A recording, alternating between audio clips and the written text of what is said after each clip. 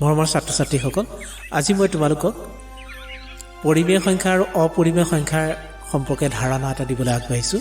খুব সহজভাৱে কেনেকৈ আমি পৰিমেয় সংখ্যা আৰু অপৰিমেয় সংখ্যা বুজিব পাৰোঁ সেই সম্পৰ্কে তোমালোকক মই দেখুৱাব বিচাৰিছোঁ। এডাল সংখ্যা ৰেখা, এই সংখ্যা ৰেখাডালৰ সকলোবোৰ সংখ্যাই হৈছে বাস্তৱ সংখ্যা। মানে পৰিমেয় সংখ্যা অপৰিমেয় সংখ্যা যোৱাৰ আগতে আমি বাস্তৱ সংখ্যা জানিব লাগিব। সেইটো কাৰণে এই সংখ্যা ৰেখাডালত যিমানবোৰ সংখ্যা আছে 1 2 3 4 5 6 7 অৰ্থাৎ 1 2 3 4 5 6 7 আৰু -1 -2 -3 -4 -5 -6। গতিকে এই ঋণাত্মক সংখ্যাবোৰ, ধনাত্মক সংখ্যাবোৰ, স্বাভাৱিক সংখ্যাবোৰ, পূৰ্ণ সংখ্যাবোৰ, এই সংখ্যাৰ যিমান সংখ্যা আছে, যুগ্ম সংখ্যা, অযুগ্ম সংখ্যা, মৌলিক সংখ্যা, যৌগিক সংখ্যা, এনেধৰণৰ যিমানবোৰ সংখ্যা আছে সকলোবোৰ সংখ্যাই হৈছে বাস্তৱ সংখ্যা। এতিয়া এই বাস্তৱ সংখ্যাখিনি, এইখিনিৰ মাজতে আকৌ আৰু এবিধ সংখ্যা আছে, ধৰি লওক তোমাৰ ভগ্নাংশ সংখ্যা আছে, দশমিকৰ সংখ্যাবোৰ আছে। এই সংখ্যাডালৰ মাজে মাজে এইবিলাক আছে। গতিকে সেইবিলাক আমি পৰৱৰ্তী সময়ত বুজিবলৈ চেষ্টা কৰিম বা আগতে আমি শিকি আহিছোঁ। এতিয়া আমি বাস্তৱ সংখ্যা, এই সংখ্যা ৰেখাডালত থকা সংখ্যাবোৰেই বাস্তৱ সংখ্যা। এই বাস্তৱ সংখ্যাবোৰক সাধাৰণতে দুটা ভাগত ভাগ কৰা হৈছে। এটা ভাগ হৈছে পৰিমেয় সংখ্যা, আনটো ভাগ হৈছে অপৰিমেয় সংখ্যা। গতিকে এই পৰিমেয় সংখ্যা আৰু অপৰিমেয় সংখ্যা, এতিয়া পৰিমেয় সংখ্যা কোনবোৰ, অপৰিমেয় সংখ্যা কোনবোৰ, সেই সম্পৰ্কে আমি জানিব লাগিব। গতিকে আহাচোন আৰু আমি জানিব বিচাৰোঁ কোনবোৰ পৰিমেয় আৰু কোনবোৰ অপৰিমেয়।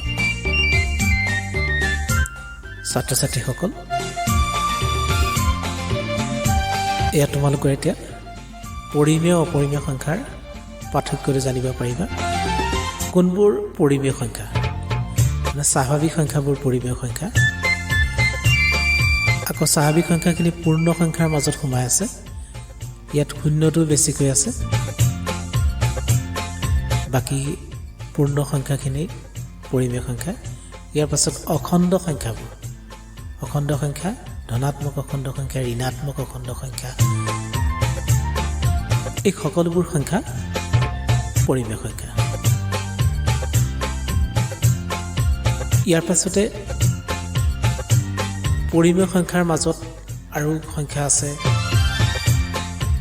দশমিকৰ সংখ্যাবোৰ, ভগ্নাংশৰ সংখ্যাবোৰ, মাইনাছ ভগ্নাংশৰ সংখ্যাবোৰ, ঋণাত্মক দশমিকৰ সংখ্যাবোৰ, আৰু লগতে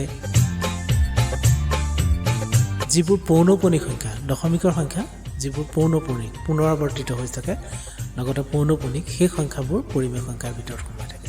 গতিকে পৰিমেয় সংখ্যা এইখিনি হৈছে আমাৰ পৰিমেয় সংখ্যা। এতিয়া অপৰিমেয় সংখ্যা কোনবোৰ তোমালোকে চোৱা। এতিয়া অপৰিমেয় সংখ্যা √2, √3, √5, মানে মৌলিক সংখ্যাবোৰৰ বৰ্গমূল সংখ্যাবোৰেই হৈছে, মৌলিক সংখ্যাবোৰৰ বৰ্গমূল উলিয়ালে যিবোৰ সংখ্যা পোৱা যাব সেইবোৰে হৈছে অপৰিমেয় সংখ্যা।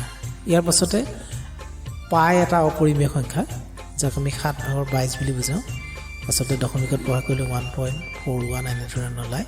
ইয়াৰ পাছতে এনেকুৱা ধৰণৰ দশমিকৰ সংখ্যাবোৰ, যিবোৰ দশমিকৰ পাছত পুনৰাৱৰ্তিত হৈ থাকে কিন্তু দশমিক বিস্তৃতি পৰিসমাপ্ত নহয়, দশমিক বিস্তৃতি পৰিসমাপ্ত নহয়, তেনে সংখ্যাবোৰ, কিন্তু পৌনঃপুনিক নহয় সেই সংখ্যাবোৰ, তেনেধৰণৰ সংখ্যাবোৰ হৈছে অপৰিমেয় সংখ্যা। এতিয়া অপৰিমেয় সংখ্যা কোনবোৰ, √2, √3, √5, পাই, তাৰপিছত যিবিলাকৰ দশমিক বিস্তৃতি পৰিসমাপ্ত নহয়, পুনৰাৱৰ্তিত হৈ থাকে, কিন্তু পৌনঃপুনিক নহয়, তেনে সংখ্যাবিলাকে হৈছে অপৰিমেয় সংখ্যা। এতিয়া তোমালোকে নিশ্চয় বুজিব পাৰিছা কোনবোৰ পৰিমেয় সংখ্যা আৰু কোনবোৰ অপৰিমেয় সংখ্যা।